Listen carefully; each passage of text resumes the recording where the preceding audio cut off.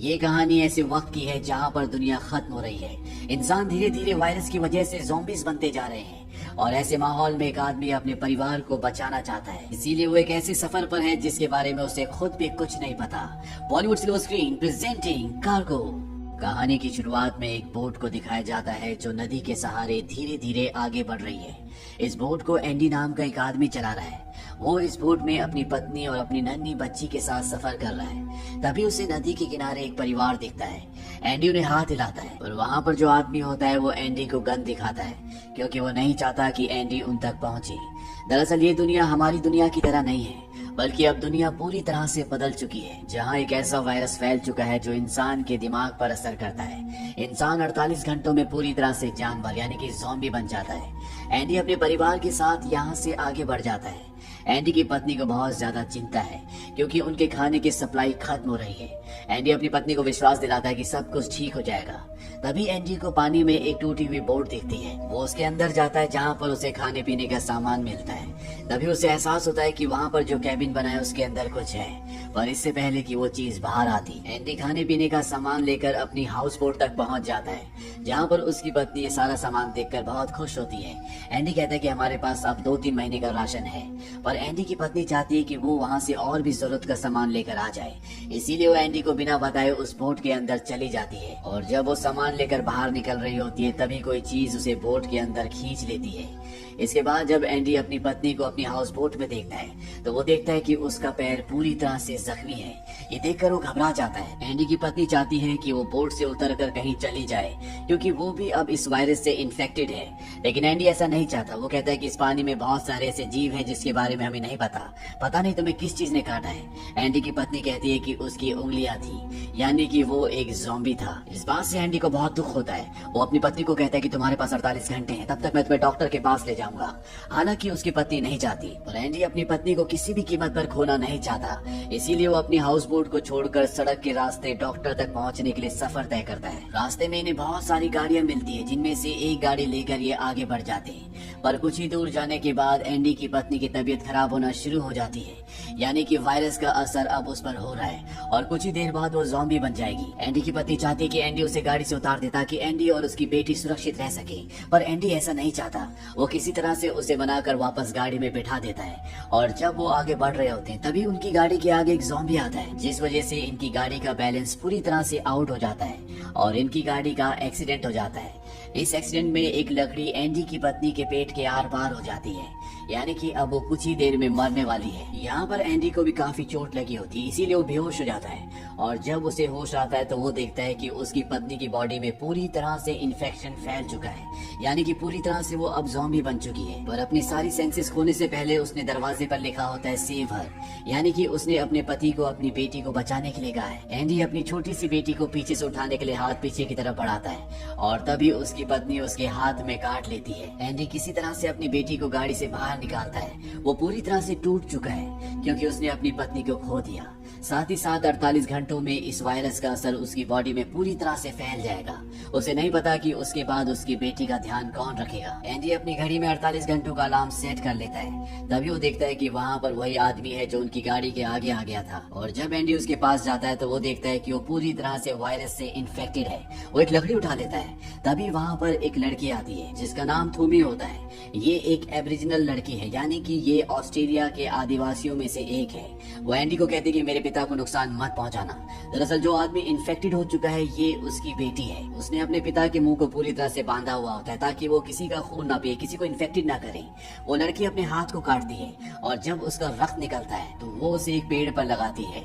ये देखने के बाद उस लड़की के पिता जो इन्फेक्टेड है वो पेड़ पर जाकर उसे चाटना शुरू कर देते हैं और इस तरह से वो अपने पिता को डायरेक्शन देती है जहाँ वो चाहती है उसके पिता उसी तरफ जाते हैं। एंडी भी अपनी बेटी को लेकर यहाँ से निकल जाता है और जब वो रास्ते में आगे जा रहा होता है तभी वहाँ पर एक स्ट्रीट लाइट जलती है।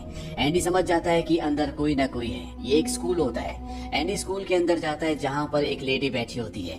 वो एंडी के जख्म पर मरहम लगाती है और एंडी को कहती है कि तुम आज रात को यहीं पर रुक सकते हो।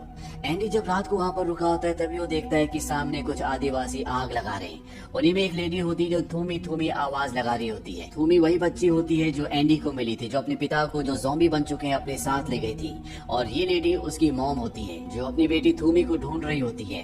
वहीं दूसरी तरफ थोमी को दिखाया जाता है कि उसने अपने पिता को जमीन में गड्ढा करके एक जगह छुपाया होता है। वो जानती है कि अगर उसके पिता को लोगों ने देखा तो वो उसे मार देंगे, क्योंकि यहाँ के आदिवासी लोग सभी ज़ॉम्बीज़ को, सभी इन्फेक्टेड लोगों को मार रहे होते हैं। थोमी अपने पिता से बहुत प्यार करती है और वो अपने पिता को जिस भी हालत में है उसी हालत में हमेशा के लिए बचा कर रखना चाहती है। वहीं अब एंडी अगली सुबह यहाँ से निकलने लगता है। दरअसल वो यहाँ ज्यादा देर तक नहीं रुक सकता, क्योंकि वो जल्दी इस वायरस से इन्फेक्टेड हो जाएगा और ना ही वो अपनी बेटी को यहाँ पर इस लेडी के पास छोड़ सकता है, क्योंकि उसकी तबीयत खराब है, जिसकी वजह से उसकी जल्द ही मृत्यु हो जाएगी। एंडी को जाने से पहले वो एक फोटो दिखाती है जिसमें थोमी और उसके पिता की फोटो होती है। वो एंडी को कहती है कि थोमी अपने पिता से बहुत प्यार करती है और अगर तुम अपनी बेटी को दूसरा चांस देना चाहते हो तो तुम उसे ढूंढ कर अपनी बेटी को उसे सौंप सकते हो। एंडी वहाँ से निकल जाता है और जब वो आगे जाता है तो उसे वहाँ पर एक गाड़ी दिखती है, पर इससे पहले कि वो गाड़ी के अंदर बैठता है उसके ऊपर कोई गोली चलाता है। वो देखता है कि सामने एक आदमी लेटा होता है। दरअसल गोली उसने उसके ऊपर नहीं चलाई होती, उसके पीछे एक ज़ॉम्बी आ रहा होता है, उसने उसे गोली मारी होती है। वो एंडी को कहता है कि गोली की आवाज सुनकर बहुत जल्दी यहाँ पर सभी इन्फेक्टेड लोग आ जाएंगे, तुम्हें जल्दी से मुझे यहाँ से निकालना होगा।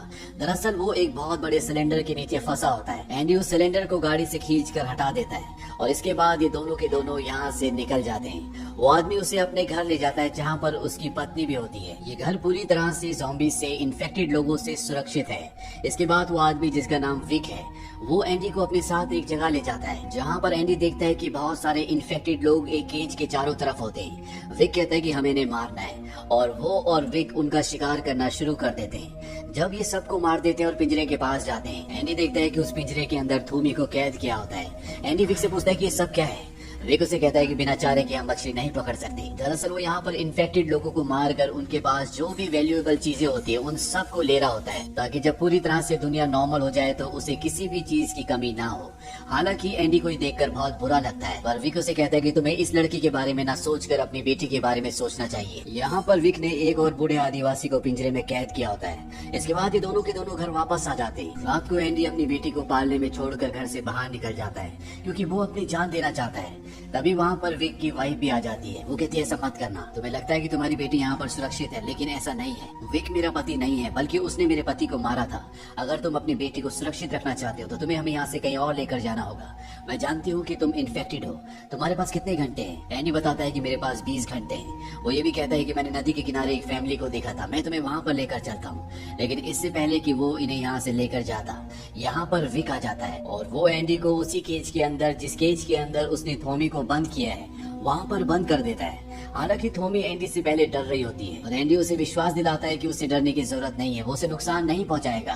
दरअसल वो डर इसलिए भी रही होती है क्योंकि एक दिन पहले वो विक के साथ था जिसने थोमी को यहाँ पर बंद किया है। अब इन्हें यहाँ से किसी भी तरीके से निकलना होगा, इसीलिए एंडी चेन के साथ मांस का एक टुकड़ा बांधता है और चेन का दूसरा सिरा केज के यानी कि पिंजरे के दरवाजे के ऊपर बांध देता है। वो मांस के टुकड़े को दूर फेंक देता है। वहाँ पर जितने भी इन्फेक्टेड लोग होते हैं वो सब के सब उस मांस के टुकड़े पर झपटते हैं। वो चेन को खींचना शुरू करते हैं, जिस वजह से दरवाजा खुल जाता है और थॉम्बी और एंडी यहाँ से भागकर सीधा उस जगह पहुंच जाते हैं जहाँ पर एंडी की बेटी है, यानी कि विक के घर पर। वो लॉरेन को, जिसे विक अपनी पत्नी कहता है, और अपनी बेटी को वहाँ से लेकर बाहर निकल जाता है। लेकिन तब तक विक की नींद खुल जाती है और इससे पहले कि वो एंडी को गोली मारता, लॉरेन विक और थॉम्बी के आगे आ जाती है, जिससे उसे गोली लग जाती है, उसकी मृत्यु हो जाती है। एंडी अपनी बेटी और थॉम्बी के साथ यहाँ से भागने में कामयाब हो जाता है। हालांकि विक उनका पीछा भी करता है, लेकिन वो तीनों की तीनों कहीं छुप जाते हैं, इसीलिए विक को निराश होकर वापस लौटना पड़ता है। अगली सुबह थॉम्बी उस पेड़ के पास जाती है जहाँ पर उसने अपने पिता को छोड़ा था। वहाँ वो देखती है कि उसके पिता पेड़ के ऊपर लकड़ी के चारों तरफ फंसे हुए, उनकी मृत्यु हो चुकी है। अपने पिता की मृत्यु से थॉम्बी पूरी तरह से टूट जाती है, उसे बहुत दुख होता है। हालांकि एंडी उसे समझाने की भी कोशिश करता है कि तुम्हारे पिता तो पहले मर चुके थे, पर वो उनकी कोई बात नहीं सुनना चाहती। एंडी उसको अपने साथ नदी किनारे ले जाना चाहता है जहाँ पर उसने फैमिली को देखा था, पर थॉम्बी उसके साथ आने से मना कर देती है। एंडी अपनी बेटी को लेकर अकेला ही निकल जाता है और जब वो अपनी घड़ी का टाइमर देखता है तो वो देखता है कि उसके पास मात्र 9 घंटे बचे हैं। 9 घंटे में उसे नदी किनारे उस फैमिली तक पहुँचना पड़ेगा। पर तभी उसे दौरा पड़ना शुरू हो जाता है, वो बेहोश हो जाता है और जब उसे कुछ देर बाद होश आता है तो वो देखता है कि उसकी बेटी वहाँ पर नहीं होती, बल्कि थॉम्बी ने उसे अपनी गोद में उठा लिया होता है। थॉमी भी उसकी बेटी की रक्षा करना चाहती है, इसीलिए वो उसके साथ उस सफर पर यानी कि नदी किनारे निकल पड़ती है। थॉमी एंडी को जल्दी नदी किनारे तक पहुंचा देती है क्योंकि वो इस जंगल के सभी रास्तों से वाकिफ है। एंडी उस जगह जाता है जहाँ पर उसने उस परिवार को देखा था और वो देखता है कि उस परिवार का जो मुखिया होता है, जो आदमी होता है, उसकी गर्दन पर ज़ॉम्बी ने यानी कि इन्फेक्टेड आदमी ने काटा होता है और जल्द ही वो भी इन्फेक्टेड होने वाला है। वो एंडी को गन दिखाता है। वो कहता है कि इसमें 6 गोलियां हैं, 4 मेरे परिवार के लिए, अगर तुम चाहो तो तुम भी अपने आप और अपनी बेटी को खत्म कर सकते हो। एंडी उसे ऐसे करने से मना करता है। वो कहता है कि मैं अपने परिवार को ऐसी जगह नहीं छोड़ सकता जहाँ पर कोई भी सुरक्षित नहीं है, मैं उन्हें ऐसी जिंदगी नहीं देना चाहता। एंडी अपनी बेटी को लेकर आगे निकलने लगता है, तभी उसे एक के बाद एक 3 गोलियों की आवाज सुनाई देती है, यानी कि उस आदमी ने अपने परिवार को मार दिया और इसके बाद वो अपने आप को भी मार देता है। एंडी उसकी गन उठा लेता है जिसमें अभी भी 2 गोलियां हैं। उसे कुछ भी समझ नहीं आ रहा होता कि उसे क्या करना चाहिए। वही थॉमी को दिखाया जाता है जो इसी परिवार जिसने अपने आप को खत्म कर लिया उनके टेंट के अंदर होती है। और जब वो एंडी का बैग देखती है तो उसके अंदर उसे वही फोटो मिलती है जो एंडी को उस औरत ने दी थी जो उसे सबसे पहले मिली थी, जो बीमार थी। और ये फोटो थॉमी की और उसके पिता की, उसके परिवार की होती है। ये फोटो देखने के बाद उसका एंडी के ऊपर विश्वास और भी ज्यादा बढ़ जाता है। वो एंडी के पास आती है और कहती है कि मैं अपने घर, अपने लोगों के पास वापस जाना चाहती हूँ, क्या तुम भी मेरे साथ आना चाहोगी?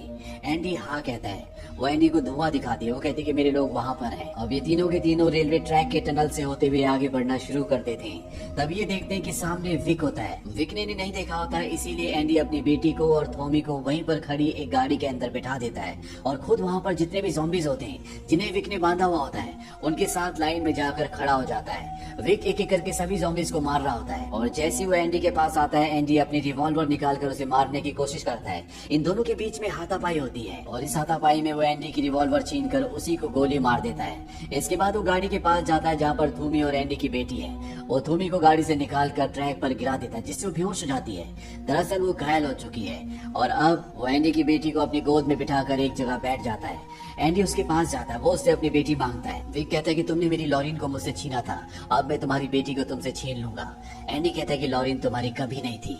इस बात से उसे एहसास होता है कि वो कहीं ना कहीं सच बोल रहा है। दरअसल वो अंदर ही अंदर गिल्ट में भी होता है और वो एंडी की बेटी को उसे वापस कर देता है। इसके बाद थूमी, एंडी और एंडी की बेटी यहाँ से आगे बढ़ना शुरू कर देते हैं। पर थूमी को आगे बढ़ने में, चलने में बहुत तकलीफ हो रही होती है क्योंकि उसके सिर पर चोट लगी होती है जहाँ से खून बह रहा होता है। एंडी उससे कहता है कि अगर तुम बेहोश हो गई तो हम कभी भी अपनी मंजिल तक नहीं पहुंच पाएंगे। वो उसे मोटिवेट करता है और धीरे धीरे ये आगे बढ़ना शुरू कर देते हैं। यहाँ पर एंडी को एक बार दौरा भी पड़ता है, पर जब वो अपनी बेटी की आवाज सुनता है तो वो एक बार फिर से होश में आ जाता है। पर एंडी इसके बाद ज्यादा दूर तक नहीं चल पाता। वो घुटनों के बल जमीन पर गिर जाता है। वो थूमी से कहता है कि तुम्हें वादा करना होगा कि तुम हमेशा मेरी बेटी का ध्यान रखोगी। थूमी कहती है कि मैं वादा करती हूँ। एंडी जानता है कि उसका आखिरी वक्त आ गया, अब उसे अपनी बेटी को अलविदा कहना होगा। वो उसके माथे को चूमता है और थूमी से एक बॉक्स मांगता है जिसके अंदर हाथों को बांधने का एक फंदा होता है। वहीं दूसरी तरफ भी दिखाया जाता है जिस तरफ धुआं उठ रहा होता है वहाँ पर थूमी की मॉम और उसके कबीले वाले ज़ॉम्बीज को मार रहे होते हैं और यहाँ पर धुआं इसलिए उठ रहा होता है क्योंकि ये उन्हें जला रहे होते हैं। और तभी धुएं को चीरते हुए एंडी बाहर निकलता है जिसकी पीठ पर उसकी बेटी और थूमी दोनों होते हैं। वो दोनों को अपनी पीठ पर लाद कर आगे लाता है। दरअसल एंडी ने थूमी को एक लकड़ी का टुकड़ा दिया होता है जिस पर मांस बंधा हुआ होता है। वो जानता है कि ज़ॉम्बी इस मांस से अट्रैक्ट होते हैं और जिस भी तरफ थूमी मांस के टुकड़े को डायरेक्शन देती है एंडी उसी तरफ चलना शुरू कर देता है और इस तरह से ये तीनों की तीनों कबीले तक यानी कि सुरक्षित जगह तक पहुंच जाते हैं। थूमी ने एंडी का हाथ पकड़ा हुआ होता है, हालांकि अब वो पूरी तरह से ज़ॉम्बी बन चुका है। दरअसल एंडी ने अपने मुंह के अंदर कुछ डाल लिया था ताकि वो चाहकर भी किसी को अपने दांतों से काट ना पाए। यहाँ पर अब कबीले वालों को एंडी को मारना होगा। वो उसे भाले से मार देते हैं। थूमी और उसकी मॉम एंडी की बेटी को अपना लेते हैं। एंडी ने उस पवित्र चौक से जो आदिवासियों के लिए पवित्र होती है उससे अपनी बेटी के पेट पर थैंक यू लिखा होता है और अंत में ये दिखाया जाता है कि एंडी की बेटी को ये लोग कबीले ले जाते हैं। साथ ही एंडी को पूरे सम्मान के साथ फ्यूनरल देते हैं, ठीक उसी तरह से जिस तरह से थूमी के पिता को दिया गया था। तो ये थी पूरी कहानी फिल्म कार्गो की। ये फिल्म ईयर 2017 में रिलीज हुई थी। IMDb पर इसकी रेटिंग है 6.3। उम्मीद करते हैं कि ये कहानी आपको पसंद आई होगी।